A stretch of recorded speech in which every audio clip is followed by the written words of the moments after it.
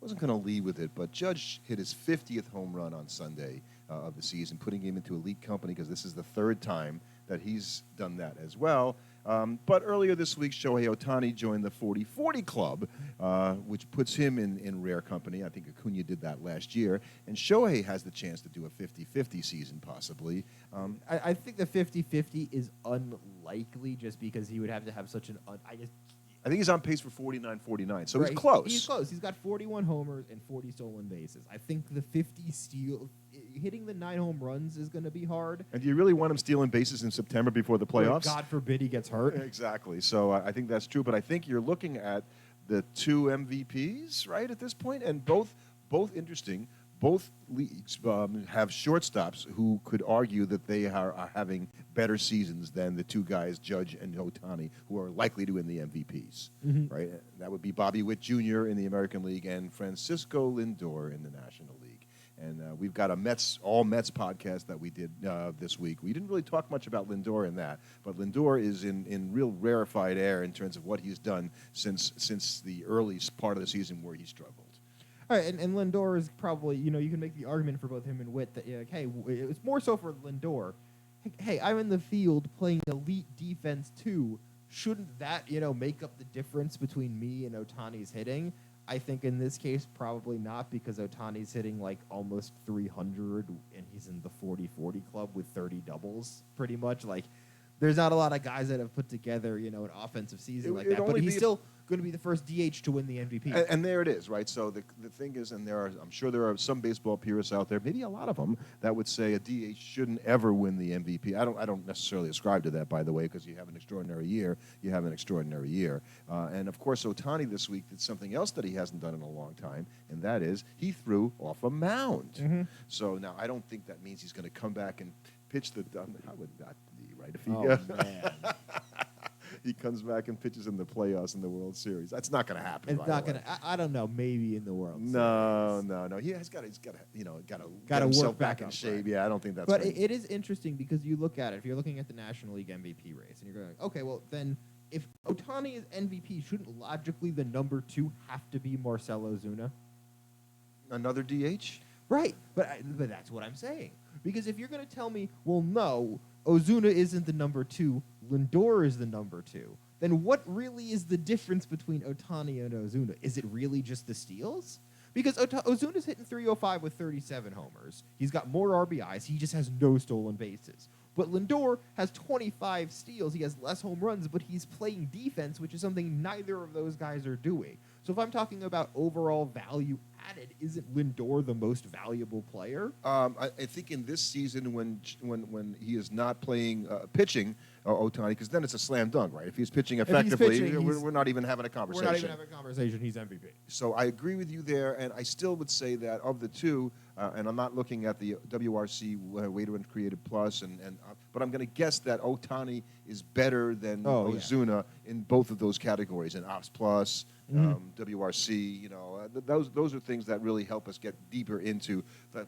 I just don't like Ozuna as a player, by the way, so that's part of my problem, and I really do like Ohtani. So, you're right to make the point that, Lindor, who wasn't even an all-star this year, right? Like, so to be number 2, or if you want to say 3 in the league in MVP race and not even be on the all-star team, man, that's cold-blooded that he wasn't on the all-star team when you look at it now. But at the time, he was coming off a terrible start. Hey, come on, Orlando Arcio had to be on the all-star team. We all see how amazing he's been doing this year. Yeah. So probably what would have been the biggest news this week if Judge didn't hit his 50th and Ohtani didn't go 40-40 would have been the retirement of a player that we both believe will be a Hall of Famer, maybe even a first ballot Hall of Famer in Joey Votto. First ballot would be a great thing for Joey Votto.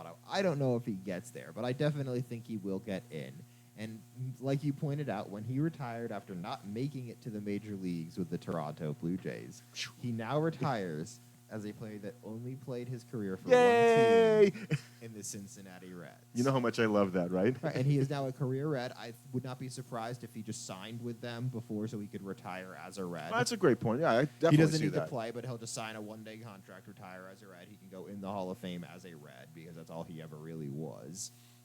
And he'll probably get his number retired in Cincinnati. Yes, absolutely. He's number 19. He's going to be retired. Mm-hmm. And you know, if you look at his stats a certain way over his career, I think he was underrated. Actually, in Votto, because he was sort of the prototype of the way they began to value baseball players in terms of their ability to do more than just either hit home runs or batting average. It was the entire player defensively. It was his on-base percentage, which was amazing. His ability to walk. And he might have been a guy that had been, you know, he plays even 5-6 years later. He's valued so much more than he was probably.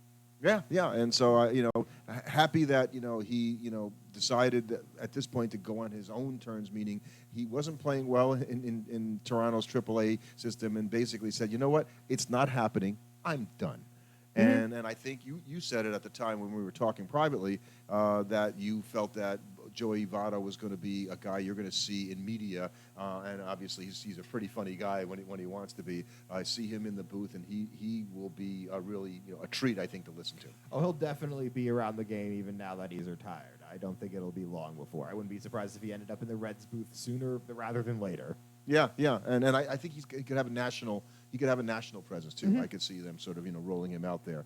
And another former Red for the Mets this week, Jesse Winker, had a big walk-off home run. A big walk-off home run, and now those, I said, 2 of the 3 games that the Mets played against the Orioles ended in walk-off home runs, both highlighted by off-the-chart celebrations by the players. Both Francisco Alvarez and Jesse Winker, he popped off, so to speak. And so I went to the game after Alvarez hit the walk-off home run, and I kept waiting for them to buzz him, to like knock him down or something like that with that kind of. But baseball's so different now because that doesn't happen. It didn't happen to him, and obviously Winker didn't get enough. I wonder if the Orioles are going to remember that celebration, and if we ever see you again, Winker, we're going to knock your ass down.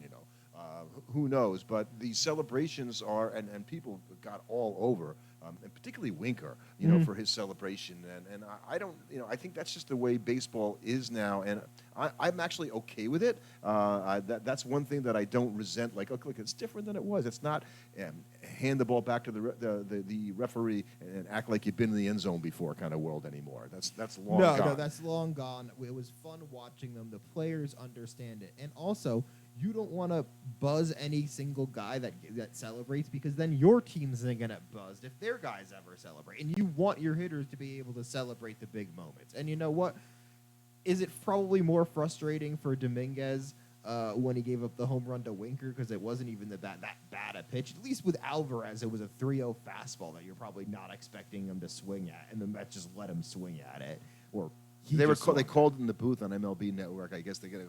And so the Met booth was saying that they shouldn't let him swing on 3-0. Well, the MLB Network, rightfully, I think, said, listen, Alvarez has been bad on fastball. I mean, on off-speed pitching this year. He's going to get a fastball. Amazing on fastballs. He's got like a way higher OPS. Let him swing on the 3-0 fastball. It might be the best pitch he sees. And he hit one out. And the Mets may not be the best team in the league, but they are really good at celebrating, and they've done that with the whole OMG thing that they've had going all season. So, I guess they might be, the MV celebrating.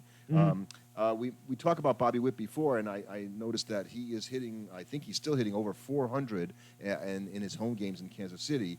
And what I didn't realize that nobody has hit 400 at home in 20 years since Barry Bonds did it for the Giants back in 2004. Wow. And that really surprises me. Didn't Todd Helton do that? Somebody, you'd think. So surprised to do that, and hope he can maintain that because that kind of shows you the kind of season that he's having.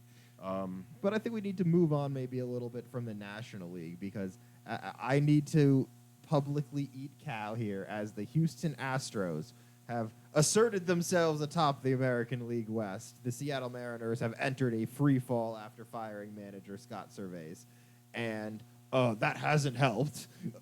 No, and I guess maybe the Mariners were hoping that we'll file service and we'll go like the Phillies and Rob Thompson last year. Well, they had to do something. They're 2-8 in their last 10. The Astros are now 9 games above 500. They're 4 games up in the division. It's over. It's over. The Mariners are done. In fact, all the American League teams, I think, that are even the Tigers. I think the Tigers are 1 game behind the Mariners. Does it feel like that to you? No. The only team that's even kind of sniffing the wild card race is the Red Sox, right? And and it still requires they're 5 games back, almost 4.5 right now. because they're still playing Arizona. They're not catching the Twins. It requires that 26-5 finish or something crazy and like so that. You're going to see what's going to be a very competitive American League playoff race because those 6 teams that are going to be in it are clearly the best 6 teams in the American League. The Yankees, the Guardians, the Astros, the Orioles, the Royals, and the Twins will provide for a very exciting playoff. So the Guardians, as we started play here on Sunday today, had a 2-game lead over both the Twins and the Royals, who were tied for second place in the AL Central.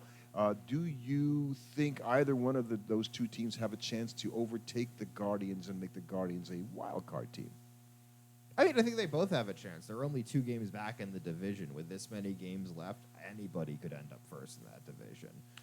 Yeah, they've both been on a pretty good run, the Twins and the Royals, so I don't know that will be sustained. But the Twins have been one of the best teams in baseball since May. Right. I just feel like the Guardians, this is their year to at least win the division and get in the playoffs. I'm not going to say they're going to do anything more than that. What makes them dangerous in the playoffs is what they have that few teams have, and that is a bullpen, right? That bullpen. So if they can get in the playoffs, they're actually more dangerous than people think because that's the thing that if you look around the teams that are going to be in the playoffs this year, it's hard to believe in the bullpen. After the Orioles had Domingos go down, fall down twice. No team has a bullpen. They're not feeling good about their bullpen. Maybe the Guardians. Right, the Guardians and the Astros bullpen is far from the Astros bullpen of the years past.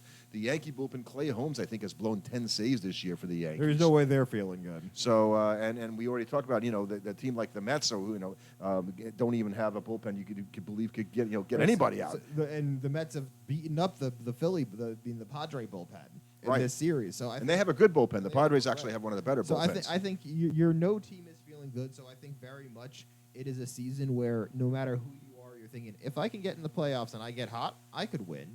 You've got a lot of great teams this season, but I don't think you've got any elite teams. I saw today that there's a very real possibility that no team will win 100 games in Major League Baseball The this first year. time in a while, The first time in a while, yeah, which I hadn't realized that. But although teams that had sort of pulled away early, the Dodgers came back to the to the pack. The Guardians very much came back. The Phillies came back to the pack, and such that they still have the Phillies still have a 5-game lead, and it might even go to 6 today if the Braves I think I've lost and the Phillies are winning right now. I don't think the Braves are catching the Phillies under any circumstances. I just don't feel that. And the Braves are doing it with, mirrors in a way, because right now their current lineup includes Whit Merrifield, Ramon Laureano, and Gio Urshela. Well, I think they've been doing it with an unbelievable performance from the starting staff that you would not have expected to get, especially once Spencer Strider went down.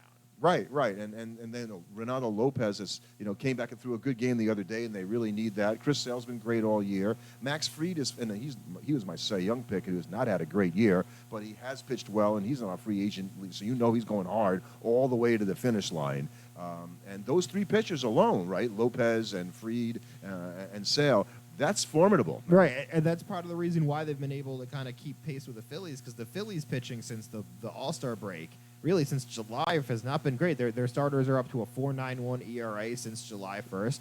Now, Ranger, you're at a point where you're saying, oh, thank God, Ranger Suarez is coming back off the IL, but that's how you feel right now. He was very good early in the year, and Nola's been okay. Wheeler's been his normal great self, So and then Christopher Sanchez actually gave them some really good starts for a while. I think he's not been quite as good, as of late. So the Phillies will be there, I think, at the end.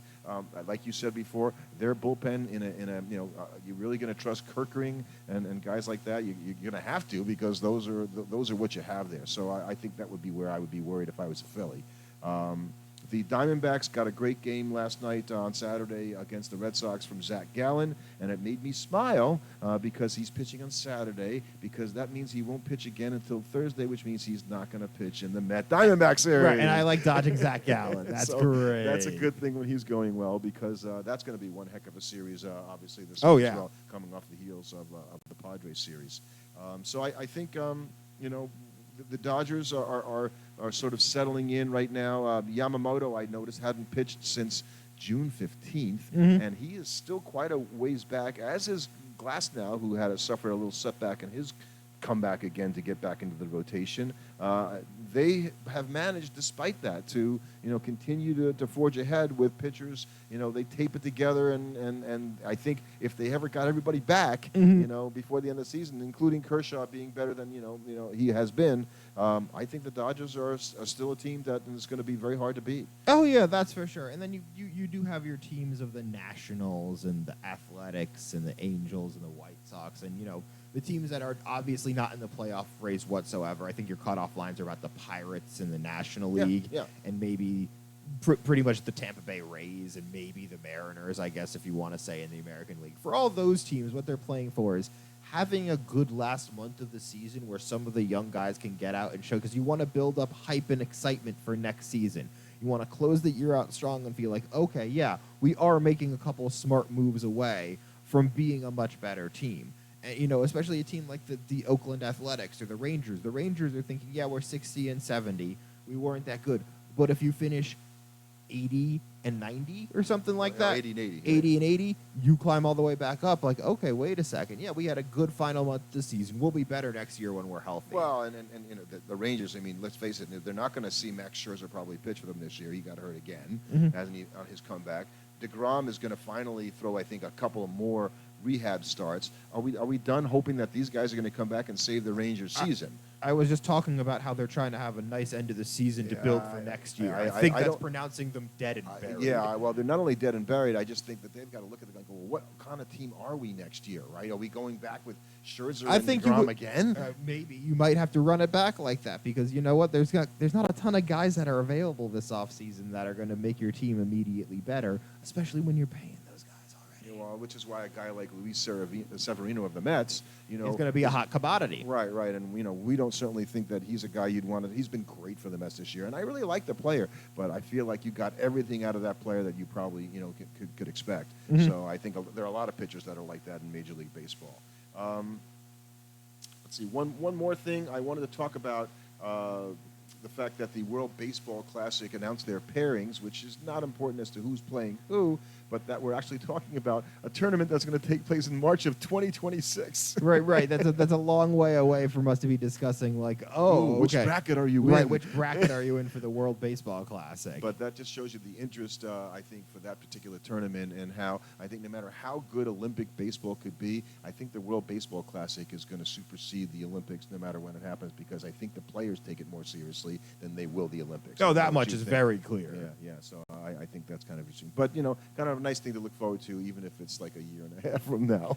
I wish it was closer.